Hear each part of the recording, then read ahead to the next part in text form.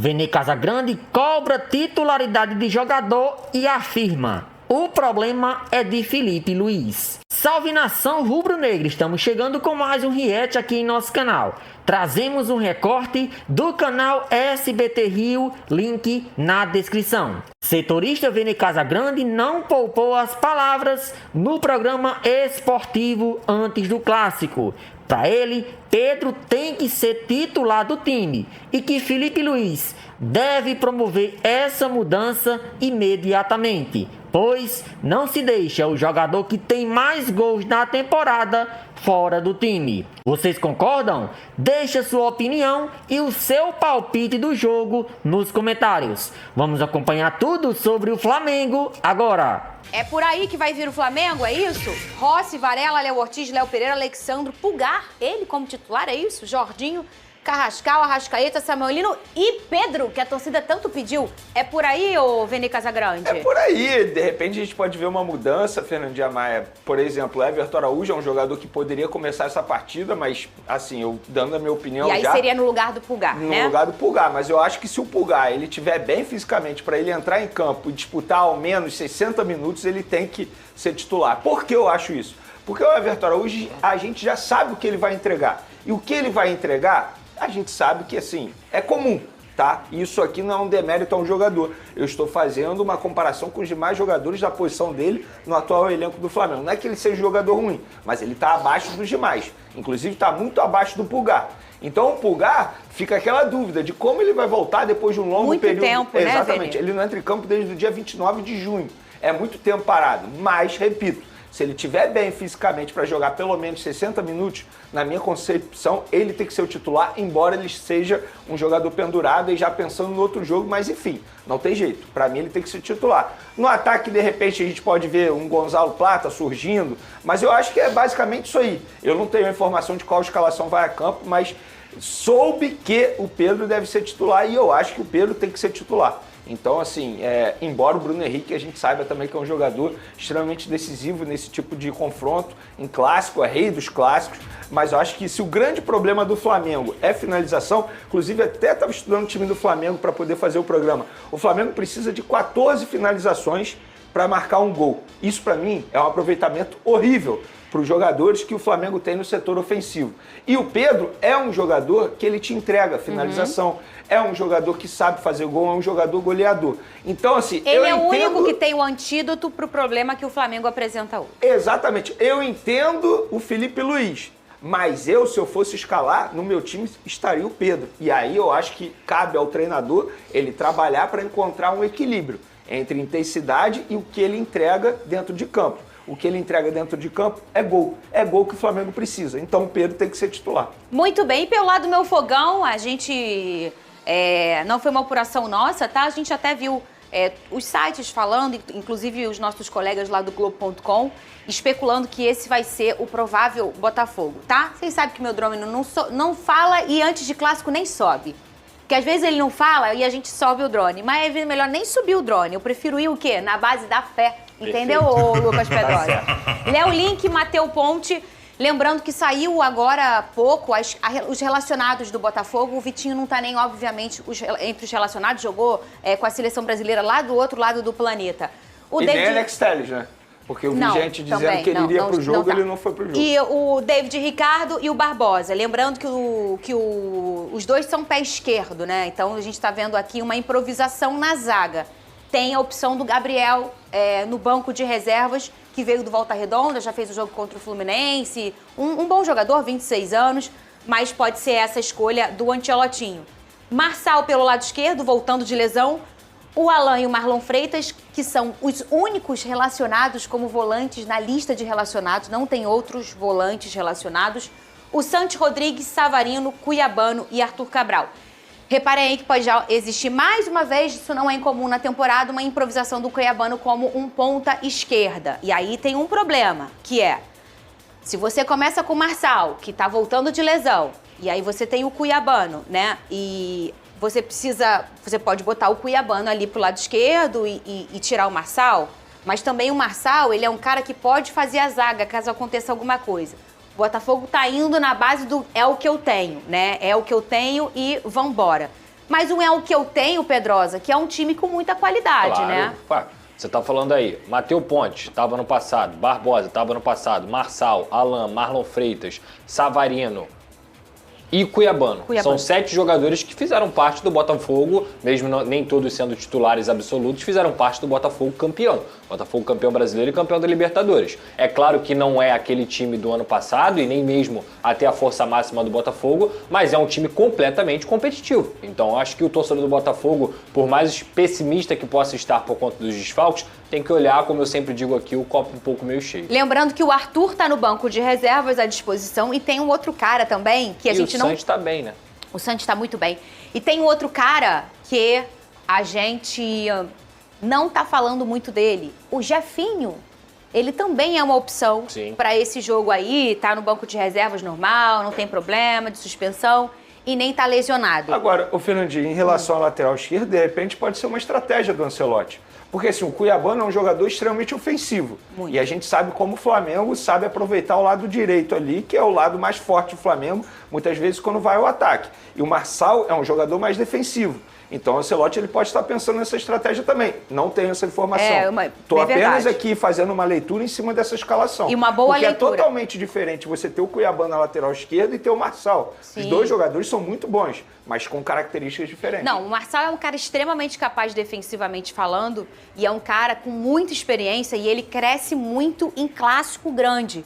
A gente brinca entre os botafoguenses que o Estevão tá no bolso do Marçal até hoje, no jogo do ano passado. É verdade. O Marçal entrou com essa função e ele fez o que tinha que ser feito. Vamos começar o 11 contra 11? Léo Link ou Rossi? Começa com você, Lucas Pedrosa. Rossi, não tem muito o que fazer aí. Acho que o Léo Link tem potencial, mas são goleiros de prateleiras diferentes. Vai você, Fernandinho. Primeiras damas. Eu não vou fazer clubismo hoje.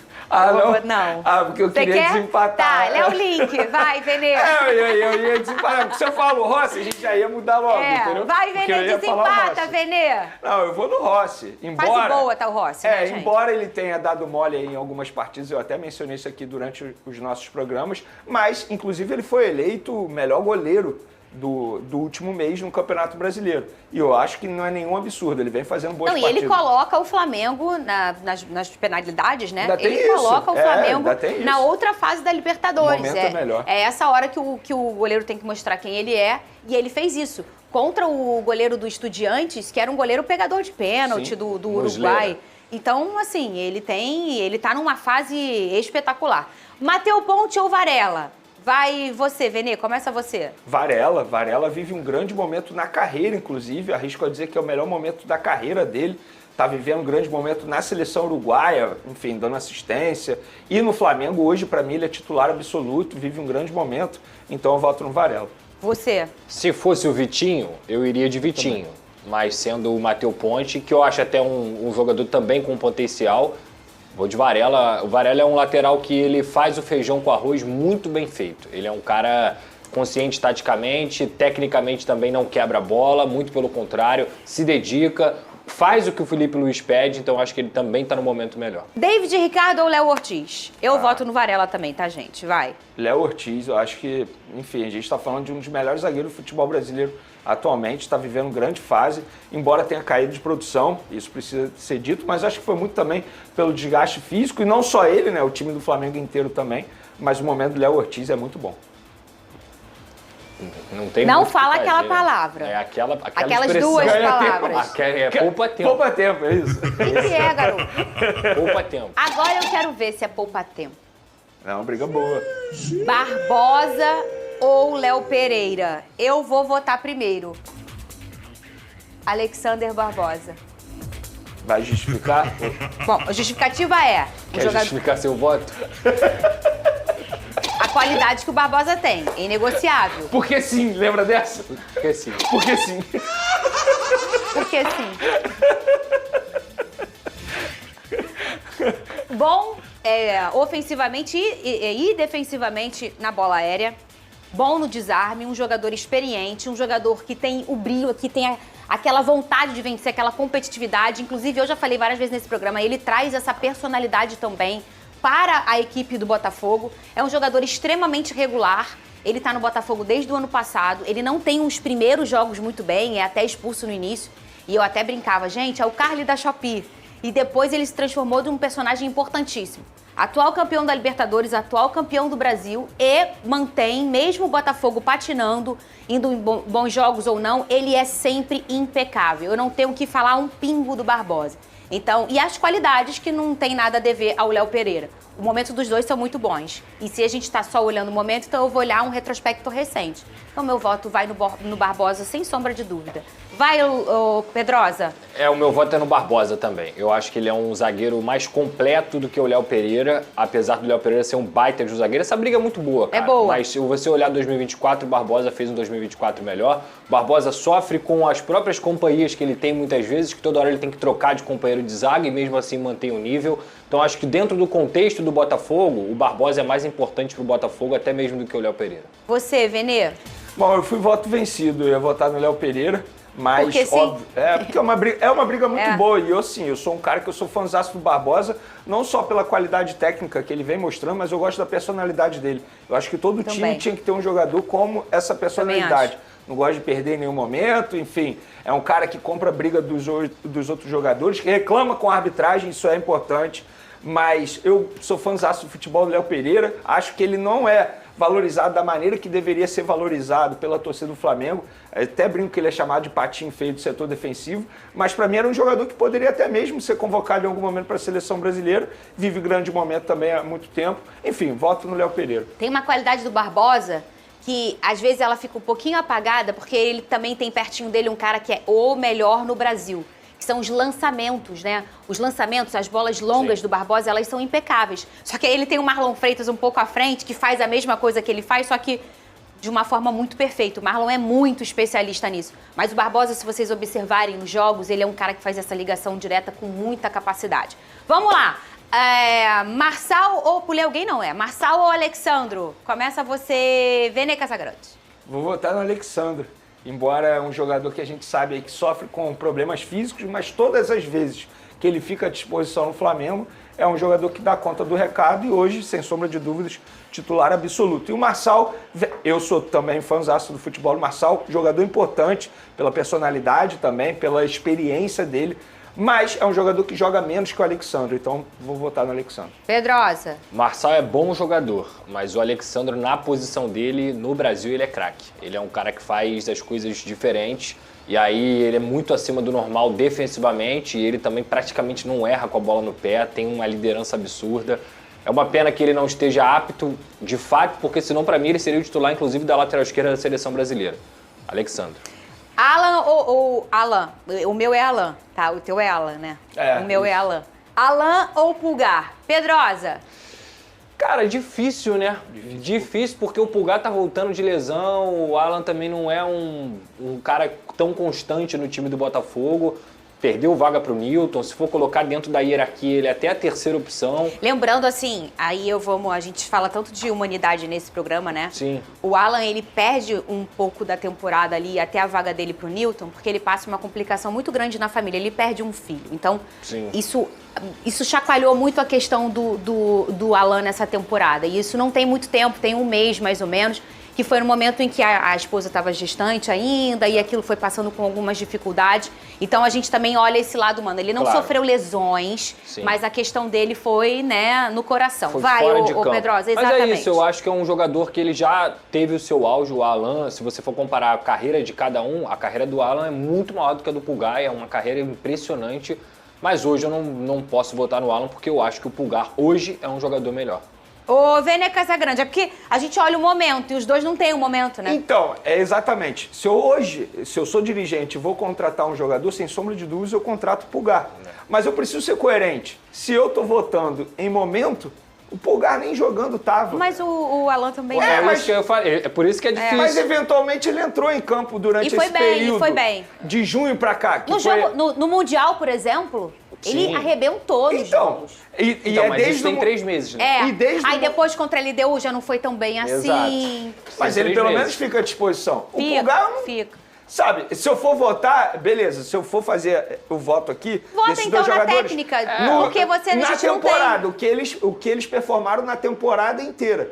Porque, de fato, o Alan não vem jogando Vota desde nas junho. características, porque como não tem momento... Então vamos lá, eu vou votar no Pulgar, então. Porque era um jogador que eu contrataria nesse momento. Que eu acho um jogador, assim, um baita Como jogador. os dois não tem momento, eu também acho que eu voto no Pulgar. Porque se a gente for pensar, se a gente pegar o auge recente dos 2 últimos anos, de Pulgar, cada um, Pulgar, entendeu? Pulgar. Então, a regularidade... A gente vai partindo para outras características, Se né? quiser burlar o sistema, dá pra fazer Jorginho e Marlon Freitas. Na Mas dupla tá. de volantes. Não, o Jorginho e o Marlon Freitas. Lado a lado. Compreendeu? Burlar o sistema. Não, Tipo, ele montar o time com Marlon Freitas e Jorginho, que ele tá falando. porque Pulgar e Alan não jogam. Ah, sim. Entendeu o que eu tô Não falando? seria um É. absurdo. E Mas aí, no fim das contas, vai atrapalhar a cotar. é que eu tive que tomar um Lucky Day hoje, aí eu dormi um doce, aí eu fico meio confusa. Vai! Marlon Freitas ou Jorginho? Marlon Freitas, pô, Jorginho, assim, eu sou fãzaço do Marlon Freitas, joga muita bola. Mas, gente, eu considero o Jorginho a melhor contratação do futebol brasileiro na segunda janela. Chegou, não sentiu nem um pouco o problema de atuar no futebol brasileiro, a primeira vez que ele atua aqui. Vestiu a camisa do Flamengo pela primeira vez no Mundial de Clubes, que é extremamente difícil. Mostrou personalidade ao bater um pênalti também nessa competição. Jorginho joga muita bola, voto no Jorginho. Pedrosa. Eu sou fã do Marlon Freitas, pra mim é um cara diferenciado com a bola no pé e já faz grandes temporadas há um bom tempo, pelo menos 3 anos aí jogando muito bem com a camisa do Botafogo, mas também acho que são jogadores de prateleiras diferentes. Talvez em outro momento eu pudesse votar no Marlon Freitas, o Marlon Freitas do ano passado, talvez do início do ano que ele estava jogando muito ainda também, mas esse Jorginho eu acho que é um cara totalmente diferenciado. Entro muito na questão da prateleira. Acho que o Jorginho é de outra prateleira. Eu também acho. Eu acho que em relação até a todos, né? Sim. Não sei se vocês concordam sim. comigo. Santos Rodrigues ou Carrascal? Vene Casagrande primeiro. Difícil, porque O o Santos ele vive vem uma numa- crescente vem numa boa crescente, demais. mas eu vou votar no Carrascal pelo bom momento dele com a camisa do Flamengo, um jogador que me surpreendeu muito de maneira positiva, não pelo que ele vem apresentando, porque assim, o fato do Flamengo ter investido 12 milhões de euros me faz crer que ele é um bom jogador, embora eu não tenha acompanhado ele ali durante 10 jogos seguidos. Eu vou estar mentindo se eu falar isso. Mas a maneira como ele vem performando, até mesmo numa posição que não era dele quando ele chegou inicialmente ao Flamengo, e teve até jogo que o Flamengo foi mal e o Carrascal foi bem, eu voto no Carrascal. Você. Santi Rodrigues. Eu acho que o Carrascal é um jogador melhor do que o Santi Rodrigues, mas se você for pegar os últimos jogos, o crescimento do Santi Rodrigues é um crescimento que talvez nenhum jogador do Botafogo tenha tido no último mês, nos últimos 2 meses, assim. Então acho que hoje ele é muito importante pro Botafogo e o Carrascal não tem o mesmo nível de importância dentro do Flamengo que o Santi Rodrigues tem dentro do Botafogo. Então eu vou votar no Santi Rodrigues dessa vez. Eu ia votar no Santos, eu ia empatar pra você desempatar. Eu também voto no Santos Rodrigues. A crescente dele é muito grande.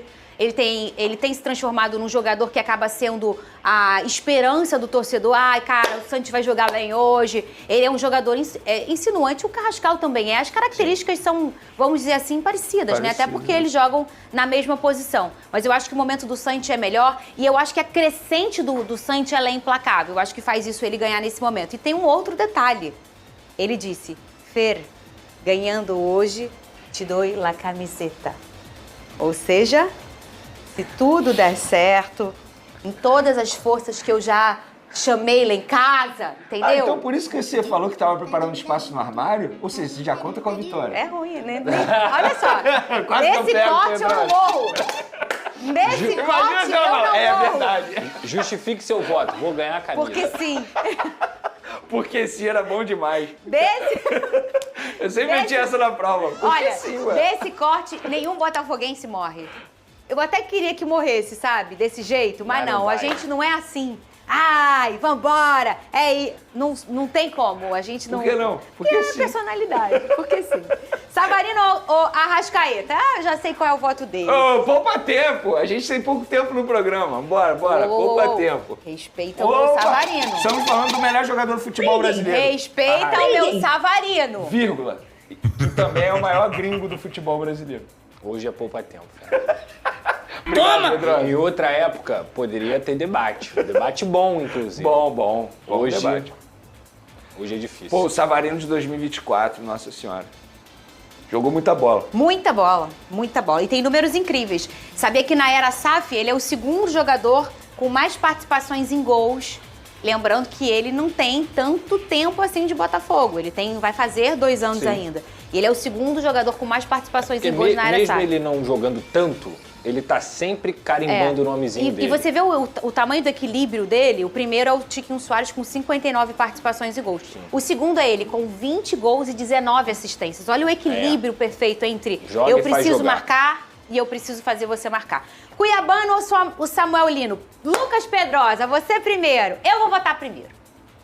Cuiabano, bom e novo, meu camisa 6, arrebentando, garoto bom, garoto maravilhoso, um dos grandes nomes da temporada do meu fogão. Ainda bem que ele bateu e voltou. Eu não sei se eu vou conseguir cruzar esse ano sem meu menino camisa 6. Vote você. Deixa se vai empatar. Vota você, Vene Casagrande. Vai empatar, não? Não. Vamos lá. Pro povo entender. Eu gosto disso. Pro povo entender. O respiro. O Chevette de 98. Eu já tô pensando naquele maldoso do corte. Que viraliza sempre. Mas vamos lá. Eu acho o Samuel Lino mais jogador que o Cuiabano. O Samuel Lino é o melhor jogador que o Cuiabano. Mas se o meu voto e o de vocês é momento, o momento do Cuiabano é melhor. Gente, hoje o Cuiabano, eu arrisco a dizer que talvez seja o jogador mais importante do Botafogo, em todos os sentidos. Ao lado do Barbosa, porque ele vai bem lá no ataque, no setor ofensivo, inclusive, segundo essa escalação, ele vai jogar de ponta, e ele também vai bem na zaga quando ele atua de lateral. E o Samuel Lino, a gente vem fazendo críticas aqui, caiu o desempenho, perdeu um gol que o atacante não pode perder. Então, eu repito, você que vai cortar para viralizar, o Samuel Lino é mais jogador, mas eu vou ser coerente no meu voto. O momento do Cuiabano é melhor. Muito então, bem, Pedrosa. Eu acho que o teto do Samuel Lino é maior do que o do Cuiabano. Ele vai alcançar um nível de futebol, ou teoricamente vai alcançar, que o Cuiabano talvez nunca consiga. Eu acho que o Samuel Lino é um jogador mais habilidoso, é um cara que tem outros trejeitos e tudo mais. Mas hoje... Até porque não são caras da mesma função, hein, gente? O Cuiabano é lateral, esquerdo. Não, mas ele joga muitas vezes de ala. Não joga, mas eu digo assim, na essência e na natureza dos jogadores, é até difícil fazer essa comparação. Você sabe quando o Samuel Lino chegou ao Flamengo, teve gente dizendo que o Samuel Lino é um Cuiabano melhorado. É mesmo?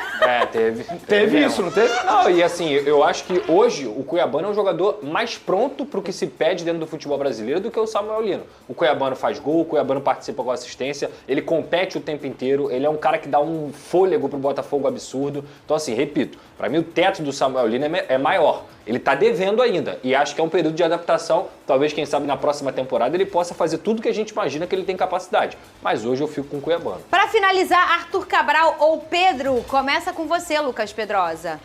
Essa aí é poupa-tempo também. Poupa-tempo não. Fala assim do meu 98. Eu gosto do Arthur Cabral, mas eu acho que o Pedro é um jogador que mesmo não vivendo a grande fase dele, ele é muito habilidoso, ele é muito técnico, ele faz pivô, ele faz gol. Acho que tá devendo também nessa temporada, mas o Arthur Cabral também não tá sendo o jogador que eu imaginei que ele ia ser. Eu acho que tá faltando um pouquinho de Arthur Cabral, tanto é que até perdeu a posição em alguns jogos pro Cris Ramos. Então eu vou ficar com o Pedro, cara. Nessa aí, por achar que o Pedro é um jogador melhor. Muito bem. E você, Vene Casagrande? No meu voto, eu vou trazer um fato. O Pedro marcou 7 gols nos últimos 11 jogos pelo Flamengo, sendo que ele não ficou 90 minutos em todos os jogos. Ele ficou 486 minutos e marcou 7 gols. Pedro. Toma! Aproveitamento absurdo. É por isso que eu falo que esse jogador ele não pode ser reserva atualmente no time do Flamengo. O Felipe Luiz ele precisa dar um jeito de colocar o Pedro em campo para o Flamengo voltar a fazer gols. O Palmeiras pode enfrentar o Flamengo no próximo domingo, dia 19, com até 4 desfalques importantes. O duelo é considerado um dos mais aguardados da reta final do Campeonato Brasileiro, já que envolve 2 candidatos diretos ao título. No entanto, antes desse confronto, tanto o Palmeiras quanto o Flamengo entram em campo na quarta-feira, dia 15, pela 23ª rodada da competição. Nessas partidas, os 2 times precisarão lidar com o risco de perder atletas suspensos por acúmulo de cartões amarelos. Pelo lado do Palmeiras, a situação preocupa. Everton, Piquerez, Aníbal Moreno e Facundo Torres estão pendurados com 2 cartões amarelos. Se qualquer um deles for advertido na partida contra o RB Bragantino, às 19 horas no Allianz Parque, estará automaticamente suspenso do confronto direto contra o Flamengo. Todos esses jogadores são titulares recorrentes do time e peças fundamentais para o técnico Abel Ferreira, o que aumenta a tensão no planejamento da comissão técnica para os 2 jogos seguidos de alto nível. No gol, o Everton é uma referência e líder dentro de campo. A lateral esquerda, com Piquerez, é uma das válvulas de escape do time, responsável tanto pela marcação quanto pelo apoio ao ataque. Aníbal Moreno, no meio-campo, é essencial na construção de jogadas e na proteção da zaga. Já Facundo Torres, com sua velocidade e habilidade pelas pontas, é um dos principais nomes do setor ofensivo. Diante disso, o Palmeiras se vê diante de um dilema: escalar força máxima contra o Bragantino, correndo o risco de perder jogadores importantes para o confronto com o Flamengo, ou poupar os pendurados, o que poderia comprometer o desempenho e o resultado da partida contra o adversário do interior paulista. Ambas as opções apresentam riscos. A comissão técnica, portanto, precisará avaliar o desgaste físico, o comportamento em campo e a real necessidade de cada jogador na partida de quarta-feira. Do lado rubro-negro, o Flamengo também vive situação semelhante. 5 atletas da equipe estão pendurados com 2 cartões amarelos: Eric Pulgar, Jorginho, Arrascaeta, Carrascal e Alan. Destes, Alan tem chances de ser poupado por conta da sensibilidade ao gramado sintético do Engenhão, onde será disputado o clássico contra o Botafogo nesta quarta-feira, às 19h30. Assim como o Palmeiras, o Flamengo corre o risco de perder peças importantes para o jogo de domingo. E a comissão técnica deve ponderar com cuidado sobre quem utilizar diante do Botafogo. O duelo contra o time de General Severiano é considerado decisivo para a recuperação do Flamengo, que perdeu a liderança do Brasileirão após tropeçar nas últimas rodadas. Com 55 pontos, o Clube da Gávea ocupa atualmente a vice-liderança e precisa vencer para continuar firme na briga pelo título. Por isso, escalar um time misto ou poupar jogadores pode ser uma escolha difícil, especialmente em um clássico. A pressão da torcida e da mídia por um resultado positivo aumenta ainda mais a responsabilidade sobre a comissão técnica comandada por Felipe Luiz. Para o confronto desta quarta, o Flamengo já tem 2 baixas confirmadas. Danilo e Wallace Ian estão suspensos após a expulsão na partida contra o Bahia. Além deles, o lateral Saul, que se recupera de dores no tornozelo, também pode ser preservado. De La Cruz e Alan, frequentemente poupados em jogos disputados em gramado artificial, também são dúvidas. A ausência desses atletas, somada à possibilidade de perder titulares por suspensão, cria um ambiente de cautela dentro do clube. O Botafogo, adversário do Flamengo nesta rodada, também sofre com uma série de desfalques. A equipe comandada por David Ancelotti terá pelo menos 9 ausências confirmadas. Bastos, que passou por cirurgia no joelho, Nathan Fernandes, em transição após fratura no antebraço, Neto, que se recupera de cirurgia na coxa, e Álvaro Montoro, com fratura no ombro, estão fora. Jordan Barreira, convocado para a seleção sub-20 da Colômbia, Danilo, com lesão muscular, Newton suspenso e Caio Pantaleão, com lesão no joelho, completam a extensa lista. Além disso, o lateral Vitinho, titular da posição, também não estará disponível. Ele participou da última convocação da seleção brasileira na data FIFA e não conseguirá retornar a tempo para o jogo de quarta-feira, já que sua chegada ao Rio de Janeiro está prevista apenas para quinta-feira, um dia após o clássico. Mesmo com tantas ausências, o Botafogo ainda poderá contar com alguns reforços importantes. Marçal, Nathan Fernandes e Cuiabano, que estavam suspensos na última rodada, voltam a ficar à disposição. Apesar disso, a equipe alvinegra vem de uma fase instável. Nos últimos 7 jogos, somou apenas 2 vitórias, com 2 empates e 3 derrotas, o que faz do clássico contra o Flamengo uma oportunidade de reabilitação e retomada na luta por uma vaga entre os primeiros colocados. A rivalidade entre Flamengo e Botafogo também ajuda a aumentar a temperatura do confronto. O clássico, marcado para o estádio Newton Santos, não será apenas uma disputa por pontos, mas também por prestígio e afirmação. O Flamengo tenta reencontrar o bom futebol após uma sequência de resultados irregulares. Já o Botafogo quer mostrar que, mesmo com desfalques e em meio a um momento turbulento, pode competir de igual para igual com os gigantes do campeonato. Além das questões envolvendo o time principal, o Flamengo também movimenta seus bastidores com ações no futebol de base. Nesta semana, o clube acertou a contratação do jovem atacante Leandro Gustavo Simões, de apenas 15 anos. Destaque do Madureira no Campeonato Carioca da categoria, Leandro chamou a atenção da comissão técnica do Flamengo e agora reforçará o time sub-15. Com contrato até os 18 anos, ele chega com status de promessa, sendo reconhecido por seu bom cabeceio, visão de jogo e capacidade de finalização com ambas as pernas. O jovem já deve atuar neste sábado pela 11ª rodada da Copa Rio, contra a Portuguesa RJ, ainda no clima de clássico. O ex-jogador Berrio relembrou um dos momentos mais icônicos da história recente entre Flamengo e Botafogo. Em entrevista, ele falou sobre o drible que aplicou em Victor Luiz na semifinal da Copa do Brasil de 2017. Na jogada, após receber um lançamento de Rodinei, Berrio foi à linha de fundo e, encurralado, deu um drible de letra desconcertante no defensor antes de cruzar para Diego marcar o gol da classificação.